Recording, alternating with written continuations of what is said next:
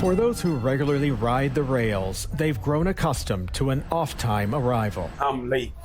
I'm tired. I've been sacrificing. I've been doing overtime. I get up at a certain time. I'm burned out. Staying on time isn't the only struggle the city's light rail system is facing. Before COVID in 2018, ridership on the light rail had climbed to 7.4 million riders a year. Last year, the light rail saw just 3.4 million riders, less than half the ridership from 5 years ago. And fewer riders means the state is collecting far fewer fares, too.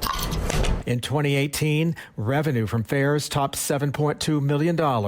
Last year, fare revenue had dwindled to $2.5 million. The math doesn't work very well. It doesn't work very easily. That's the issue here. But the math has done little to slow the state's move to build a second light rail. Last month, the governor announced the new 14-mile Red Line, which will run from east to west Baltimore and cost more than $7 billion. The governor insists the Red Line is critical to connect people with opportunities in a more timely way. Now, let's say I was working the midnight shift. Let me see how long it would take for me to be able to get from where I lived in West Baltimore and over right by Mondawmin and to get to my job in Fells Point. Do you know how long it took me to be able to do that if I was working the midnight shift?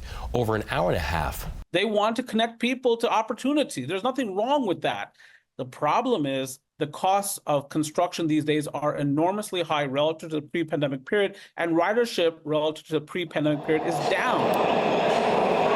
And operating costs have soared, too. In fact, when compared to Washington's transit system, revenues collected from that city's transit are enough to cover 42% of its expenses.